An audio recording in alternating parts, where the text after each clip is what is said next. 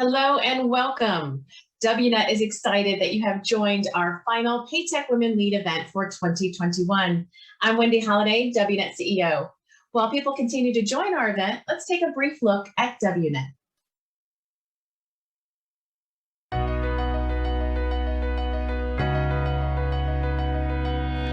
We are the women who lead and the men who advocate for us. WNet was founded in 2005 by these visionary women who saw a need for an organization for women in payments. Our vision is a world where a woman's potential is as unlimited as her ambition. Just think about that for a minute. A world where a woman's potential is as unlimited as her ambition. Every word in our vision counts, and we believe that world is possible. Our mission is to create a stronger and more diverse industry by empowering and investing in women. And that is what we do every single day. Diversity is central to our mission, and we are committed to it as an organization. Our board of directors, our members, advisors, and our staff represent a diverse group of dedicated professionals, and we empower each other to bring ideas, advocacy, and insights to every strategic and tactical decision. While we are a diverse group of people in many ways, we also share many of the same qualities. We bring professionalism and passion to every endeavor. We are powerful, respectful, and optimistic. We are mentors and mentees. We are innovative, mutually supportive, and we empower each other in every exchange. Participation in WNet will strengthen your skills as well as your network and position you to achieve every goal. Through the WNet network, you can find your most valued mentor, your next client, and even your dream job. WNet is your gateway to thousands of industry professionals who are part of WNet because they understand the power behind our purpose, the power of our network, and the power of the payments industry. This is your invitation to join us. There's no better time to participate in WNet and become a driver of powerful, positive change for yourself, for others, for the future. Make the connection. Be the connection.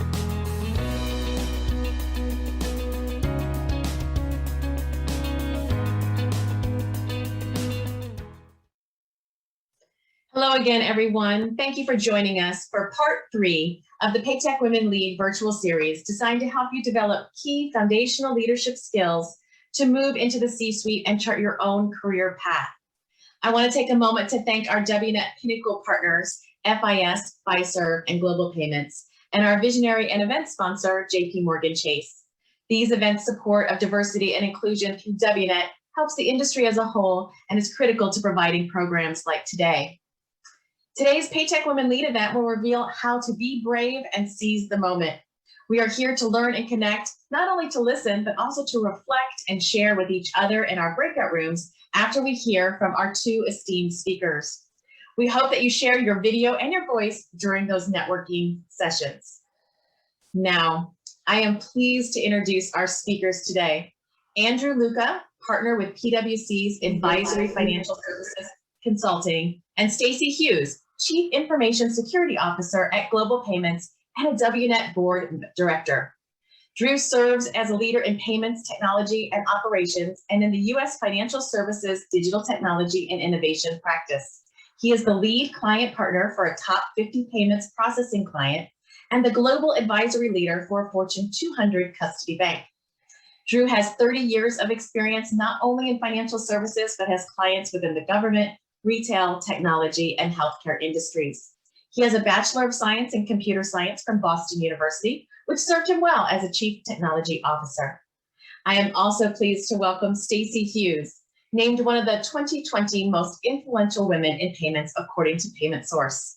In her leadership role at Global College and a Master of Business Administration from the Keller Graduate School of Management, she also holds security, accounting, and industry certifications. In addition to her work with WNet, Stacey serves as a board member of Susan G. Komen Greater Atlanta, a member of the advisors of the PCI Security Standards Council, and vice chair of the Payment Processing Information Sharing Council. It is my honor to welcome Drew and Stacey. First, thanks for joining us today, and thank you for the opportunity to sit here and host and have this conversation with Stacy. Stacy and I have known each other for a very long time, and while my bio dates me, I won't date Stacy by telling you how long we've known each other, but it's a long time. It has been. It's been a little while here. So, and most of my experience with Stacy has been, all of my experience, I guess, has been working with her at Global Payments in the various roles that she'd served in. So maybe as we get this started and frame this up a little bit to provide some of the backdrop and context here, what's the role that you serve in now at Global Payments? Why don't you talk a little bit about what it is that you do today, and then we'll kind of delve into that a bit. No, thanks, Drew. So I work at Global Payments. So just a little bit of background of what Global Payments does. So we're a Fortune 500 company in the payments industry, and we have products and services and solutions for our merchant, consumer, and issuer technologies. And we have products and services in over 100 countries around the world, in North America, Latin America, Europe, and Asia. So as part of that, with my role as the Chief Information Security Officer, is securing all of that information. That goes from each individual and employee's workstation, making sure we have the right security tools installed and monitored, as well as what access to systems people get, and then also the applications that we utilize, and also monitoring all of that 24/7 around the world. So that's just a snapshot of some of the things that I do as part of my role as Chief Information Security Officer. So if you talk a little bit about that, so what's a day in the life of the Chief Information Security Officer, CISO, look like?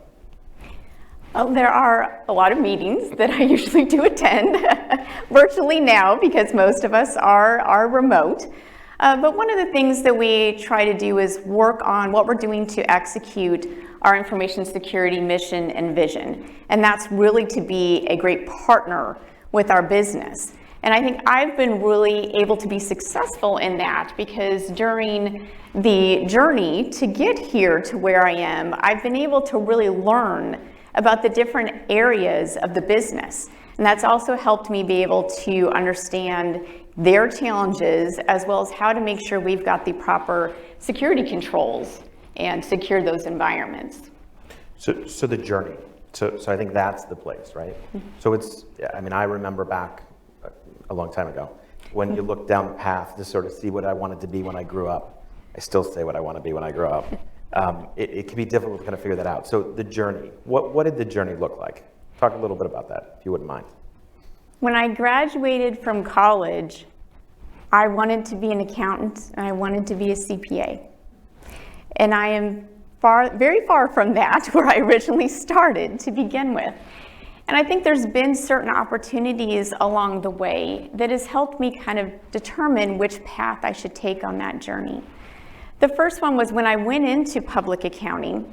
After wanting that CPA and wanting to go into accounting, I realized that that wasn't quite my passion. I really enjoyed working with customers and getting to know them, and also the accounting field, but it just didn't excite me as much.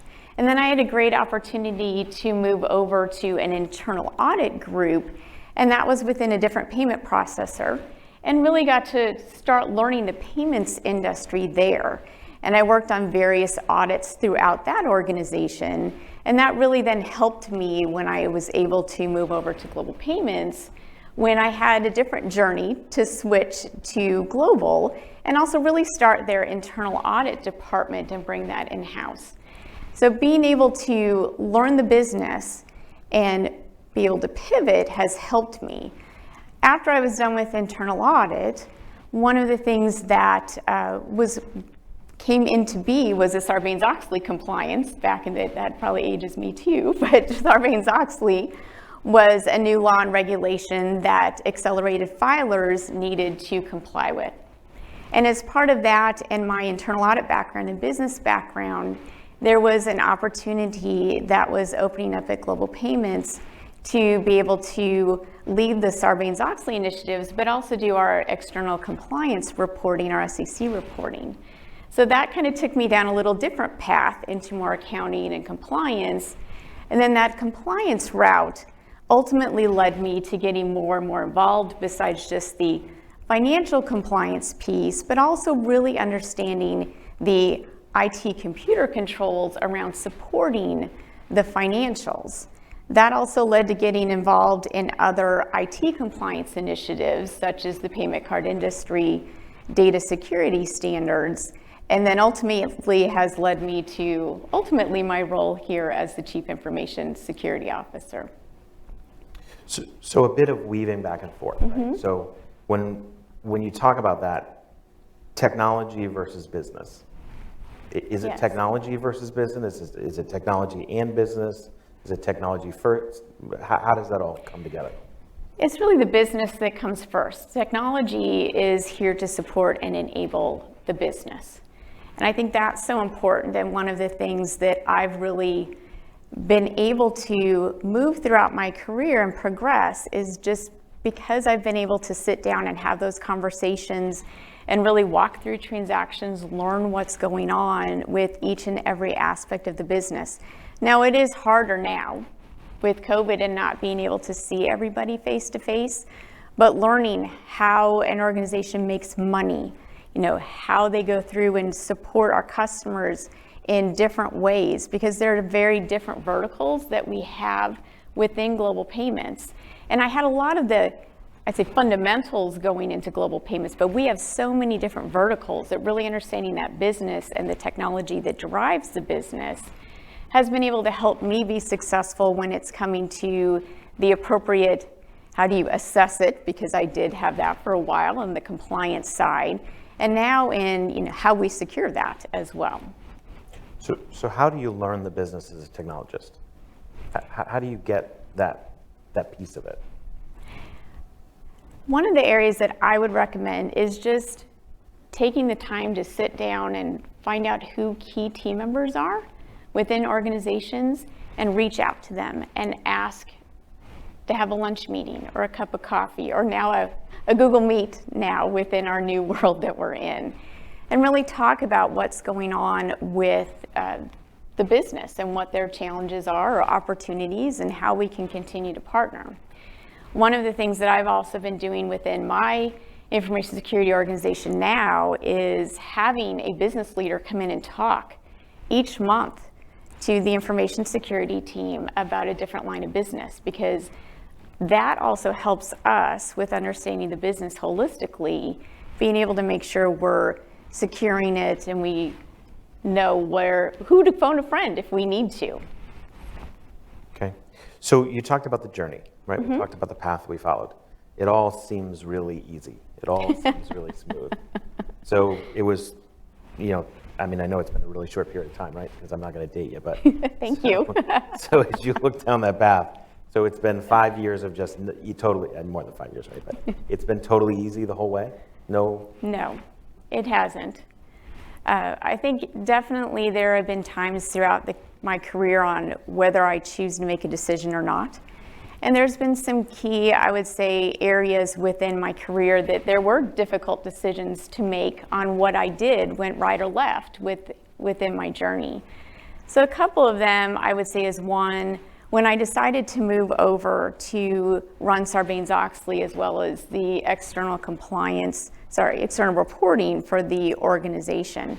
And I had my CPA, I had an accounting background, but that was one of the things I hadn't had an opportunity to do before, was SEC reporting. I've read the FASB pronouncements, they are very interesting, but really being able to have that different type of experience was important for me. And I didn't have that experience 100%. I had some experience with my accounting background, but I did have at the time, our chief accounting officer was able to then say, we're going to help, we're going to have the right team around you to help support you. And we're also going to send you to additional training, and we're going to help you get there. And I thought that was a very critical moment, because I could have stayed in internal audit and just stayed with what I was doing, or I could go down a path and do something else. And it was really exciting to get to learn, something else as well too. And then it goes back to the business, because a lot of what you do in the reporting aspect is you talk about the business. and how you account for certain things, revenue and other areas within the business. So really being able to see the business and then look at it from a different accounting perspective was very intriguing to me. But it was a different path that I had originally, thought about after I left public accounting and went into internal audit. But then I think my true passion was when Sarbanes-Oxley came about, and I also had that and external reporting. One of those key areas was when they wanted to divide what I was doing and work just on Sarbanes-Oxley. And at the time, global payments is continuing to grow through mergers and acquisitions. There were a lot of great new opportunities to go, again, to different business units and get to learn those businesses and actually be able to document, what the business controls were, as well as the IT controls. And I think, again, that's just being able to sit down and walk through a transaction has been very interesting and helped me with that path as well, too. And I think another area, Drew, that's been very interesting for me is when I moved over to do just the SOX compliance, Sarbanes-Oxley, and started taking on more other reports for IT general computer controls because they overlapped with what we were already doing for Sarbanes-Oxley. So being able to take on more of those responsibilities.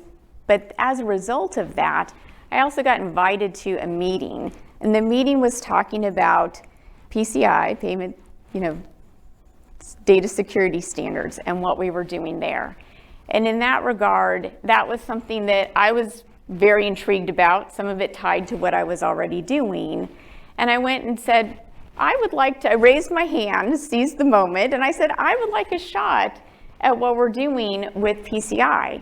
And then the next day, my boss was called, and I was up in, an office talking about what does that mean if I were to take on PCI. And I think that has really helped expand knowledge too. Again, I had a lot of business process background, was able to tie that with what I was already doing with the IT computer controls, and then able to tie that into a different set of compliance requirements with PCI. And then I volunteered, and after about 6 months, then I was able to take that on full time as part of pivoting within my responsibilities. So when you look down that path, right? So in the rear view mirror, this all looks easy. Yeah. But when you're looking forward, there's certain defining moments that occurred along the way. They're easy to see now.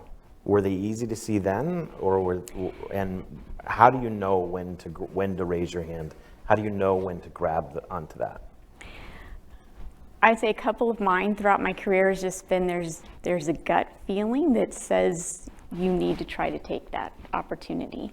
But there are others that I would say help along the way. So I'll give a good example, Drew, of an experience that we had where we were in a meeting, and I didn't want to lead the meeting, even though I think everybody wanted me to lead the meeting.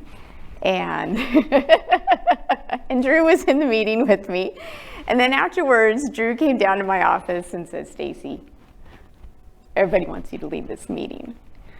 And I very timidly said, I know.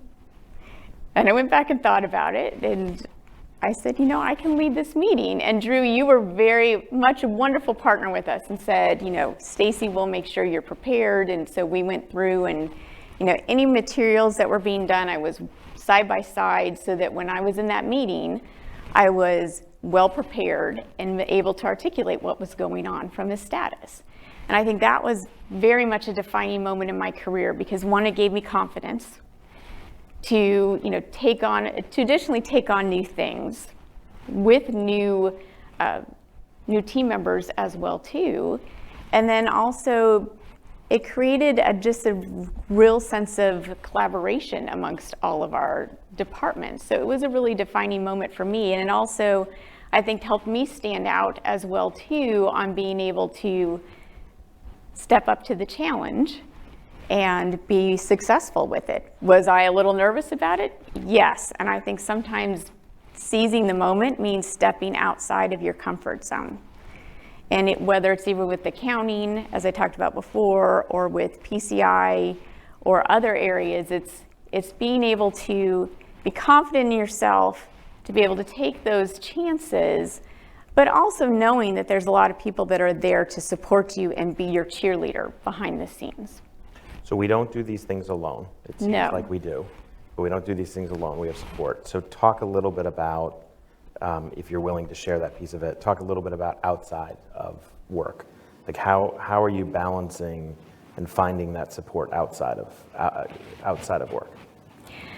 Well, I think a big part of it is my family, my husband, my daughter. They're my biggest, probably, support group.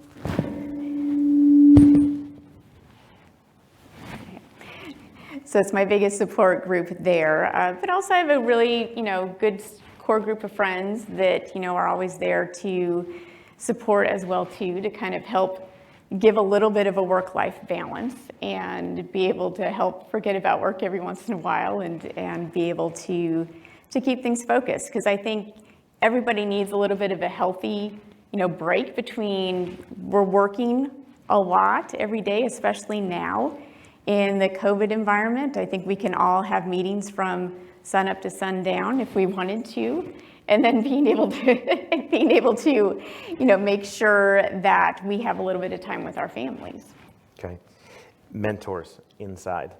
So, or maybe not always inside, right? Sometimes mentors they're inside, they're outside, they kind of come and go. How do you find mentors? How do you leverage them to provide you with that support and frankly, some of that bravery that you need at times to be able to take a bit of a risk? How do you do that? One of the things I've done over my career is looked at different leaders and looked at their different skill sets and traits. And what are things that I may want to learn from somebody in those regards? Because somebody may be very well under conflict.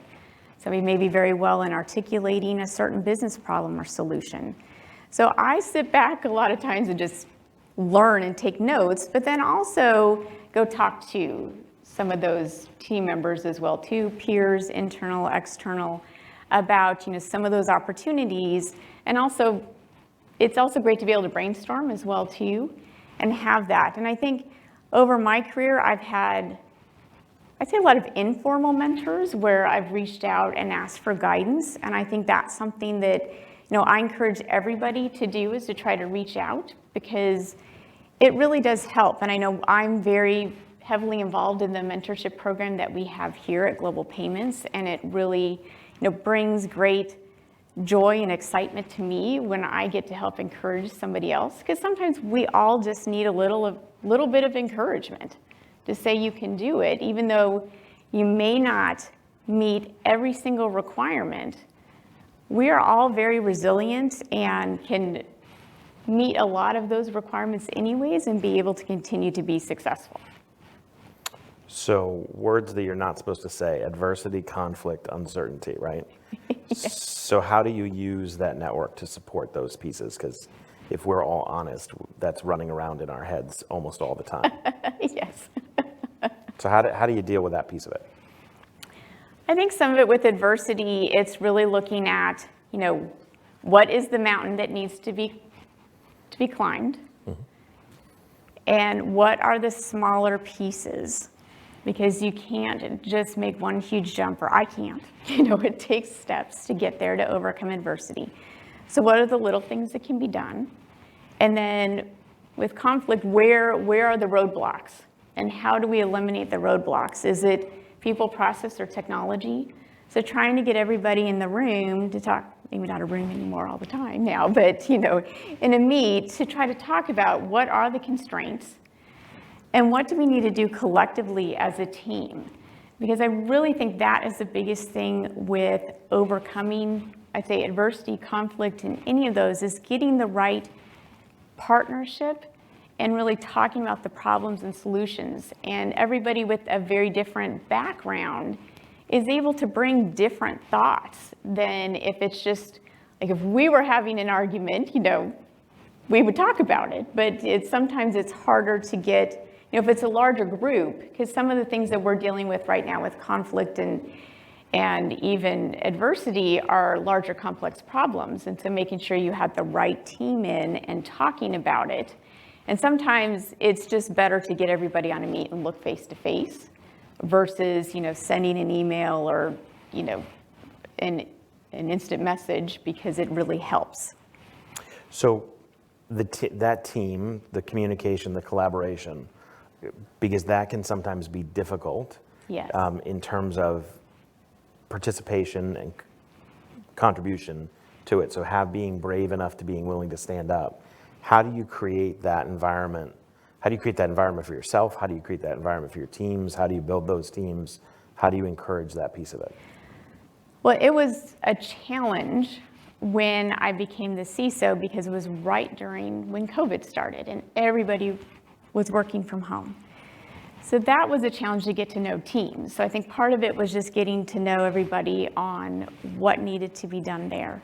And then really working on what the common goals are, but also working on ways to virtually get to know everybody and interact. I think the collaboration, we're a worldwide organization, making sure we have all of those parts and pieces together was really important on setting the vision of what we were doing in information security. Okay. What's the one thing we haven't asked yet? I told you there'd be no, asked yet. That's no right. left turn questions.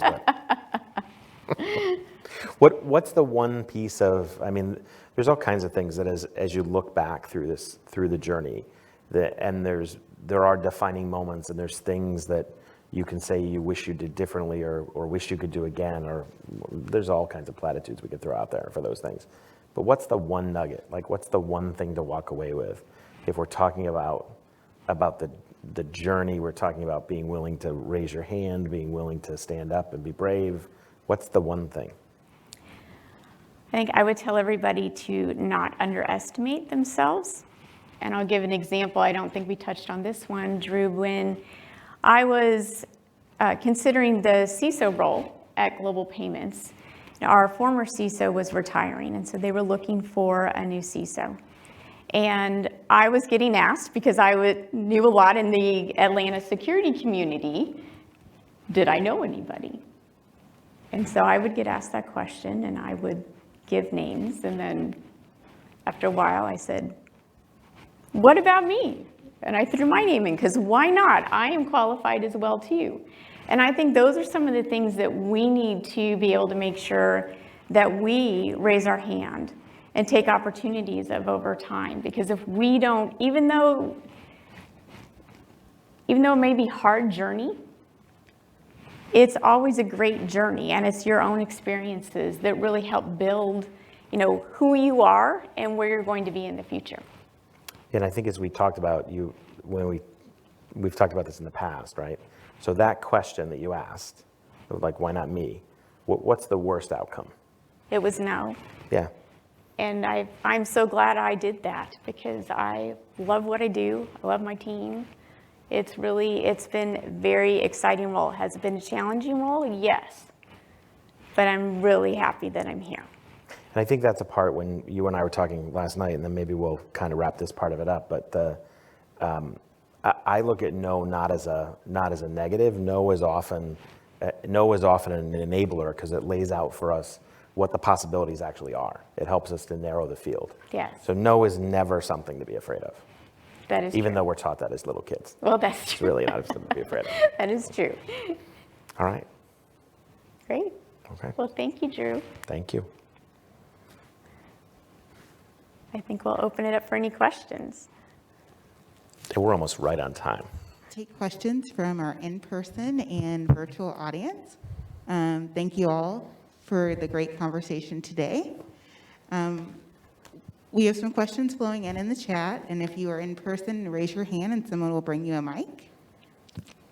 The first question we have is, what advice would you give your younger self? I would tell my younger self to not be afraid to try something new. I think I was always a little timid when I was growing up, and I think that has something that if I were to tell my younger self, I would do that. And I try to install those values with my own daughter to make sure she's confident in taking on new challenges as well too. Great, thank you. Our next question is,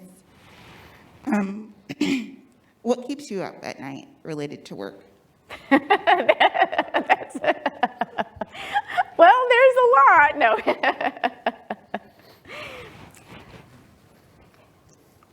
Right now, the world of information security, there's just a lot going on within the security landscape.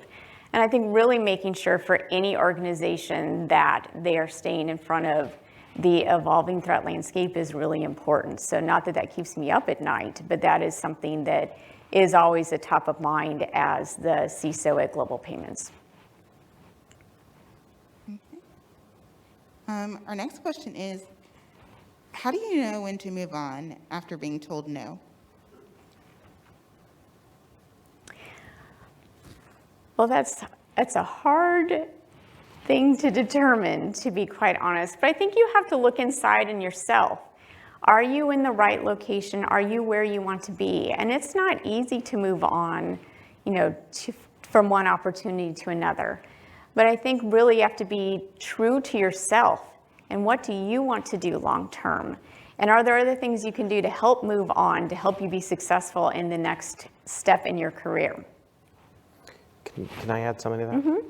So I think the other part too is when you're told no, you deserve, so feedback is a gift, right? So feedback is definitely a gift. And whether you like it in the moment or not, it's definitely a gift. You should be willing to ask why not. So if the answer is no, not now, that's one answer that would cause me to consider whether I move on or not.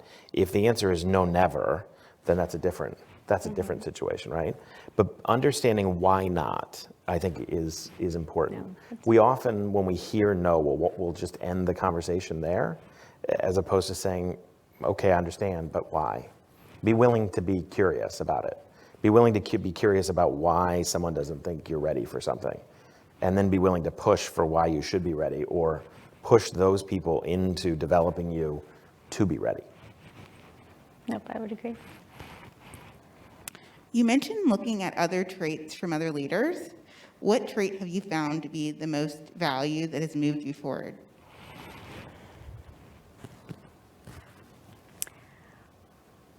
I would say there's a couple. One of them is just, I've had a couple of leaders over the years that are very much, this is it, how do you articulate very clearly what the business goals and objectives are? And I think I've had a few leaders over my career that traits, just being able to be a good storyteller and be able to articulate the message to help things come across and get the outcomes that they want.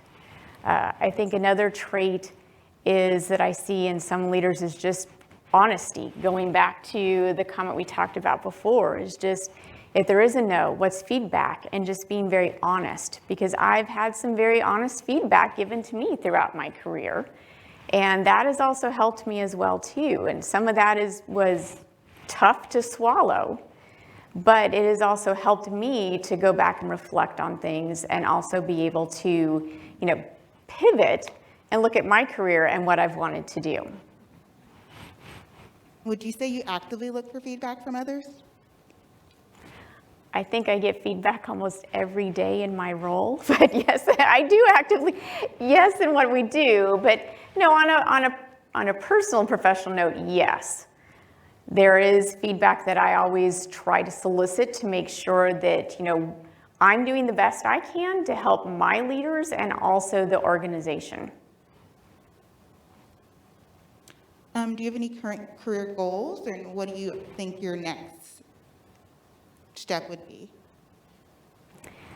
Wow, I haven't even thought about that, because my ultimate goal a few years ago was to be a CISO, I guess 5 or 10 years ago. So that's a great question, but I need to keep dreaming on what I want to do for my next role. But I'm really happy where I am, and I think that's one of the important things, as well as finding where you are and where your niche is and where you're very passionate. Like, I really feel like if you are passionate, you're happy, your energy resonates with your teams, and you're happy, and it may be, being an analyst to being a leader, but it's really finding that within yourself.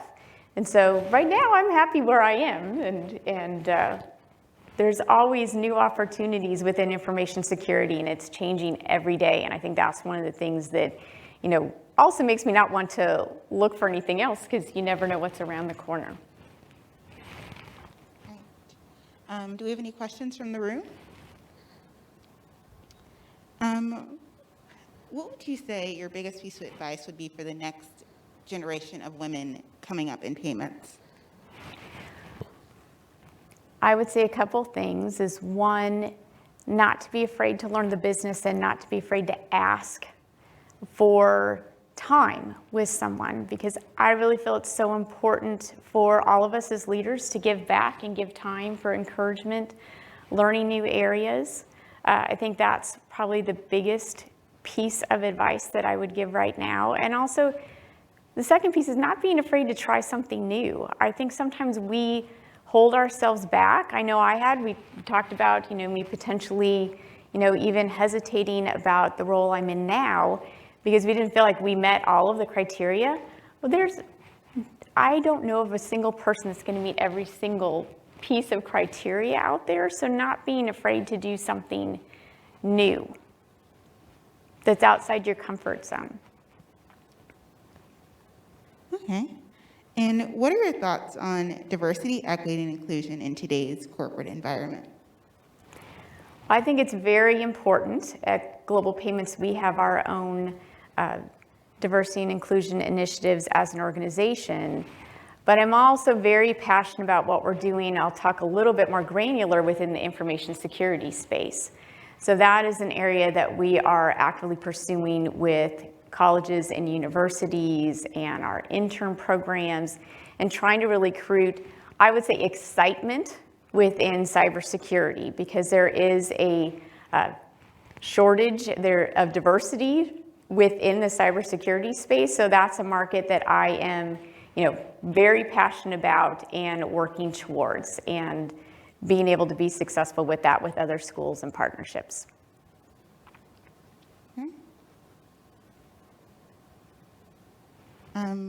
Don't forget to submit your questions if you have any more in the chat. We have another one. You mentioned that you were well known in your network when you were looking for a CISO's role. What actions did you take to build your brand at the time? Well, I would say over my career, I've had a few things that I've used to build my brand. And so one area was early on in my career, I wore the color of compliance. So across Global Payments, so Drew remembers this. There's two things. I built a brand and a reputation, and we've kind of pivoted away from that. But for a while there, it was whatever color Stacy wore was the color of compliance for the entire organization. And so I wore green every day. I, expanded my green wardrobe. It looked good with my red hair, so that's always good. So we did that. But then if I wore red, then people would ask me what's going on. And so then a lot of times I'd say, okay, well, what didn't you do? And sometimes I'd hear stuff, which is kind of funny. So I built my own brand first off the color of what compliance was. But the other thing was with my brand over time was baseball bats. So we talked about what we need to do to be brave and seize the moment. Is that years ago, I was walking around and trying to get some information, and this one department, I wasn't getting it as quickly as I wanted to. So I went and I talked to one of the managers. And when I was in their office, they had a baseball bat across the table. And they handed me the baseball bat, and they said, go get what you need. So I took that bat as kind of just an empowerment. And so I would go walk around with the bats and baseball bat, because it kind of gave me that extra oomph and empowerment and courage to go get things. But ever since then, I've now collected a baseball bat collection. And so we've had those with compliance over the years. So I have a nice bat rack in my office, and now I even have a few CISO bats as well too. So, but people still know me for some of those things now. I think over time, your reputation and what you're doing, you change over time, because all joking aside with the colors and the bats, it was really the execution and what we were able to do and what I was able to do to help influence, making sure that we were moving in the right direction in certain areas. And that's really my brand and reputation is really, delivering, executing, minimizing risk in the organization. And I think because of that over the years has led me to the CISO role. Okay. How did you get involved with WNet, and what do you think is the most valuable part of being a part of this organization? So I've been involved with WNet for a few years, and I've been on the board. This is the second year of my first term. And so I've really enjoyed the partnership with WNet. I'm so excited that we have our in-person summit this year because it just really allows other women to get together and just connect and collaborate and also get to know people from different industries as well as different backgrounds. So payments has a lot of different fields, so I think that is really exciting, and I really enjoy that. I also enjoy, the Mentor for a Minute and being able to share, live experiences, because I really think that those experiences is what helps have others be courageous and brave and seize the moment within their own careers. Okay, and another question we have in the chat is, what if you're brave and try something new and fail? Do you have any stories of recovering from failure or failing forward? Oh, we were kind of talking about this a little bit last night. We were trying to figure out what was something that, so I will give one example. So a number of years ago, I was up for promotion and I did not get the promotion. And the reason why I did not get the promotion was because at the time, still developing team, wasn't able to show how I could leverage the team where I wasn't, in the weeds all the time and being able to really rely on the team and be able to provide that strategic vision. And so my boss at the time sat down and had a pretty tough conversation with me on why. And it was a hard pill to swallow. It really was. I had to go through my internal processes and really determine, what I wanted to do as part of the next step on that journey. And as part of that in self-reflection, it really caused me to change what I was doing in a couple of different areas. So one was being able to make sure I had the right team and I could leverage that team. And that philosophy still follows me this day to my current role.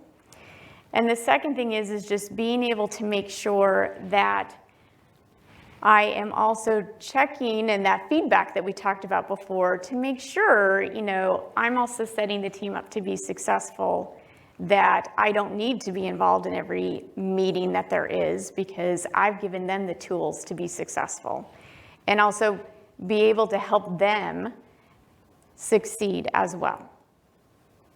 Can I add to that one? Yep. So I think when you think about this, if you zoom in too far, you'll see the individual failures, and then they are failures. If you look at this, we talk about it, and I will admit it does drive me crazy when we talk about it sometimes, but we talk about a marathon and not a sprint. So if you look at it as the entirety of the journey, you'll have pieces along the way. And it's not a question of what happens when you fall down, it's a question of what happens after you get back up. So if you think about the failures as learning moments, that's the idea, I think, of failing forward, right? In terms of how you get up and how you move along through that process. So when you look at it from the example you gave of not getting that promotion, getting feedback and changing, that wasn't really a failure. That was more of a starting point for change. So there's these road signs, the analogy I used, right? There's these road signs that you see that say, Denver that way, New York that way, sort of thing. You can choose which direction you're going to go. It's not that apparent at the moment, but looking backwards, it's actually really apparent that was the turning point for me. So if you look at, I think if you reconsider your concept of failure and success, and you look at it as a really longer term journey, it's a lot easier to deal with than it is as I didn't get what I wanted today. and we're all gonna fall back into that, right? Yes. We're all gonna fall back into the I didn't get what I wanted today sort of thing. But I think if you look at it on a longer term basis, because careers are long term, it's a lot easier to deal with and navigate and figure out what the right path is. Yep, I agree. So. We have time for one final question. This is on the topic of diversity, equity, and inclusion. How do you stay mindful of who is at the table and who is missing?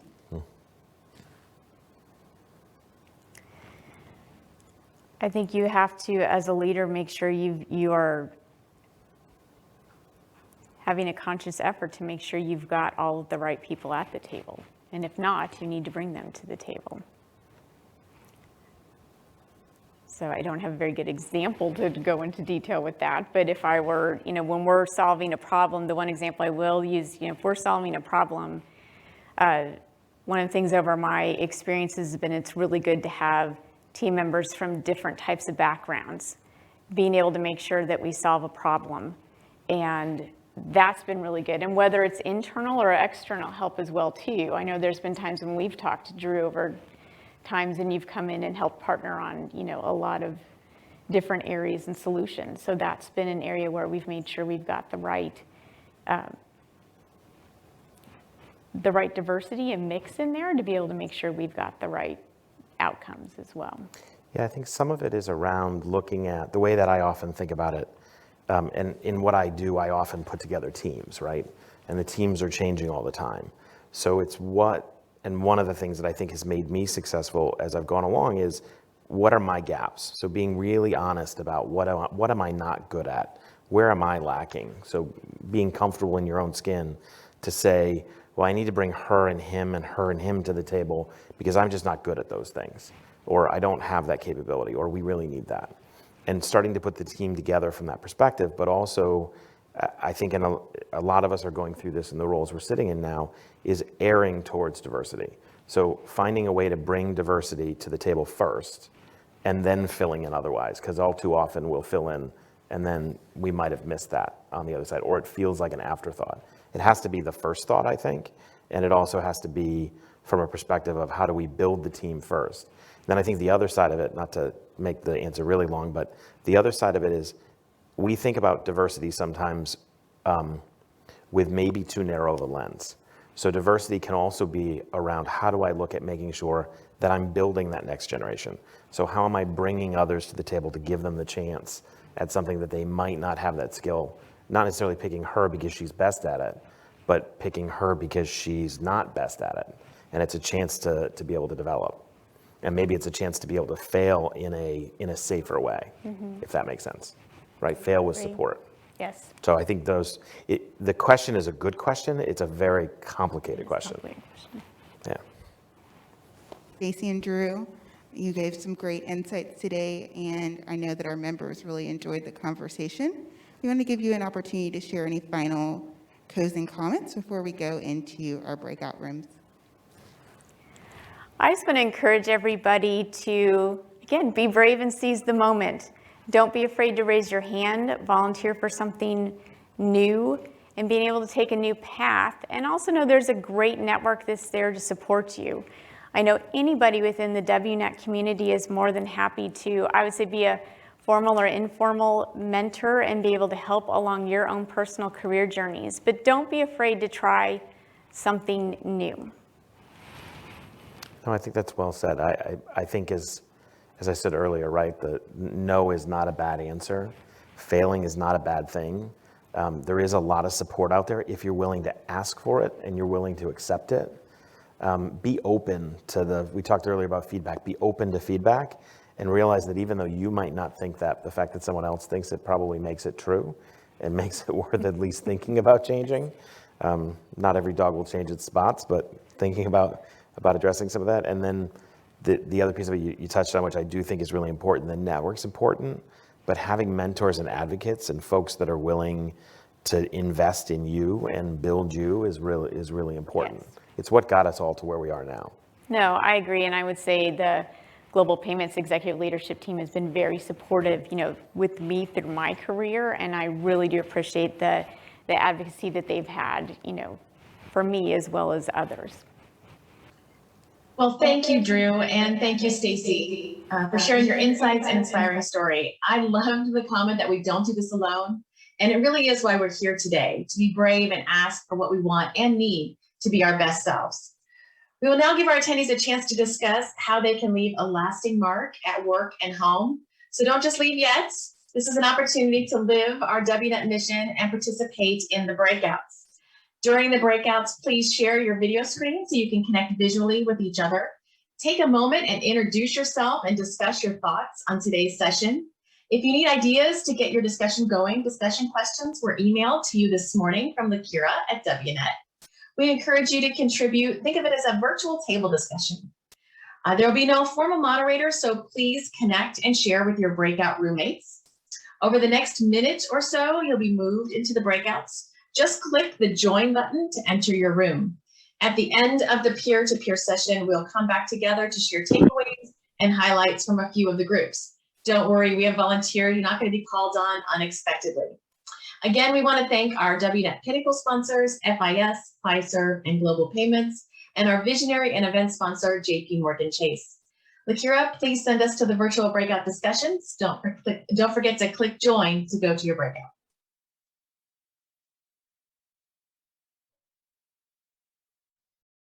Okay, everyone, welcome back. We hope you had some engaging conversations in the breakouts. And now we're ready to hear from a few volunteers to share from their groups. We'll start with Constance Williams on group number 2. Just a couple comments from what came out of your group, Constance. Hello, everybody. Yes, Constance Williams is the name. I'm working for Global Payments in the account management section. And I had the pleasure to have, I hope I pronounced the name right, Cedra and Amanda in the group. And we were discussing the input from today, which we really found helpful. And I think one of the key aspects for us was understanding the path Stacey's career took from actually being a CPA, going the different routes, different departments, going over to become CSO of Global Payments, and also how she handled failures on that career path, how she handled feedback, how she was asking for feedback, how she probably handled those setbacks. Because what I shared with the groups was everybody seems to have the picture perfect career path, and nobody really talks about those little setbacks in between, the maybe on the resume, which is like 6 months without anything in there and all that. So that I think was really helpful for us. And then also we enjoyed the comments from Andrew, which were really, being very honest about things, being honest about the feedback, and again, how to handle the failure, how to kind of structure your career, but also like looking for a mentor, looking for the person who can help you. So what can you do? And again, everybody in my group, please feel free to jump in, join in with any comments, what I forgot about that. That's really great, Constance. I appreciate that. And that's always a key thing of being able to get over your failures and move on and be your best self moving forward. So thank you so much. Now let's hear from Shalonda Darling. She's Global Co-Chair of Global Payments Women's Network and Senior Manager of Global Intranet. Shalonda. Hello, everyone, and thank you so much, Wendy. I had the pleasure of talking with Chris Kirkman out of the Global Payments Tempe office, whoop, whoop, and we just had a really great conversation around a few items that Stacey mentioned. So she talked about personal brand, right? And I think so frequently we'll think about our company's brand or a segment of the business that we're a part of, that brand, right? But that we all carry our own personal brand. And here at Global Payments, we've kind of done some workshops. WNET has done some workshops around personal brand, and ultimately if you can execute how that defines your personal brand as you move in your career. So that was a great thing that we discussed. We also discussed that, isn't it interesting, I've been reading some articles recently where men typically look at a job description, they'll see some bullets and they're like, okay, I don't have that yet, but I have a growth mindset, so I can get that, right?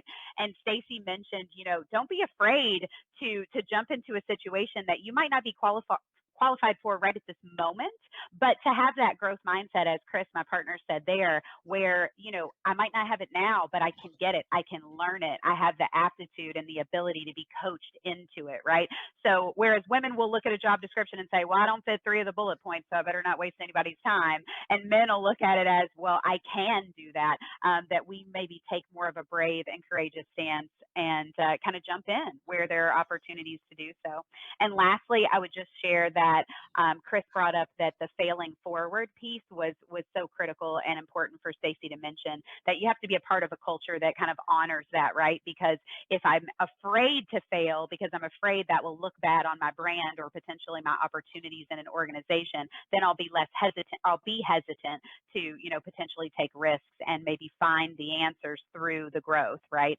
So just a great conversation. Chris, if you have anything to add, please do.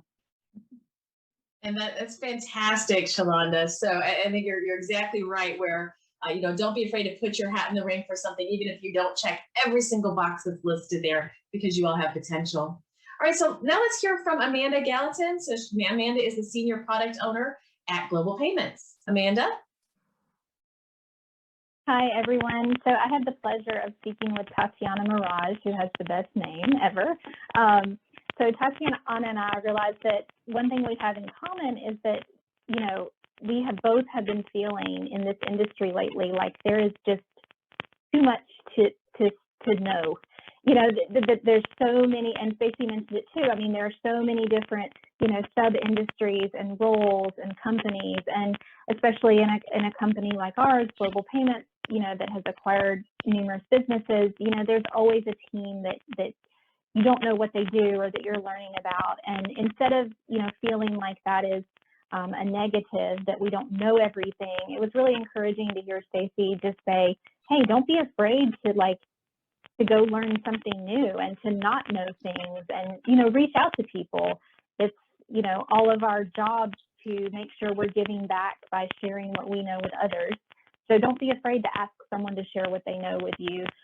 So Tatiana and I were both very encouraged by that piece of advice. I think the other thing that Tatiana said that I thought was very brave and accurate was about who has influenced you the most in your career. And she said, actually, it's me. You know, the things that I look at and consume, you know, the people that I talk to, and, you know, I'm constantly challenging myself to take what I've learned and you know, go do something with that. She's like, I'm my biggest influence, and I'm not afraid to say that. And I thought that was really important and brave. So it was a great conversation. I love that. I love that, to be brave. So thank you again, Constance, Shalonda, and Amanda, and your groups for being brave and sharing. It was inspiring to hear the many ways to conquer personal and professional challenges.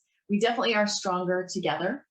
I know we will continue to support each other, share opportunities, focus on the here and now to seize the moment. We'd like your feedback about today's event by sharing your thoughts in our survey. The link is in the chat box, and you'll also receive a link after the event. Please follow WNET and network with others on LinkedIn and Twitter. WNET members can also continue the conversation in our member community social link. On the screen, you'll see the many member benefits that WNET provides. And in addition to live events like this one, we are offering free mentoring programs, career development programs, networking with local chapters, and member recognition through our annual awards. And by the way, nominations do close tomorrow. And so I'm hoping that you will nominate yourself or a peer. The WNET Leadership Summit is headed back in person in Atlanta, November 3rd and 4th. I hope you'll join me there. Register for the WNET Leadership Summit using the QR code on the screen, or go to wnetonline.org. We have a great lineup of keynote and breakout session speakers slated this year, and still adding more. Here's a sneak peek at our agenda. On Wednesday, November 3rd, we'll have pre-event networking and learning opportunities. Then at 4 o'clock, the 15th anniversary opening night celebration, including the new online silent auction, happens. You can be part of that auction even if you cannot make it to Atlanta. I hope you'll consider donating an item or an experience. You want to use the QR code that's coming up here on the screen to donate. Reserve your room by October 19th to save and ensure your space. Now, Thursday includes 4 general sessions. We've got 4 general sessions, breakout sessions, learning labs, and more. And we'll finish the day with a relaxing wind down. For more information about all the upcoming events, please visit the WNET calendar on our website. Before you go, I hope you will help us in celebrating our 15th year anniversary. In these years, WNET has stood by our mission to create a stronger and more diverse industry by empowering investing in women. And we would love to feature you in your journey over these 15 years. So please send photos of you, your company, your peers to info@wnetonline.org. We'll be using these photos at the Leadership Summit. Learn more at wnetonline.org. I want to thank again Stacy and Drew for an outstanding session. Have a great afternoon, everyone, and thank you.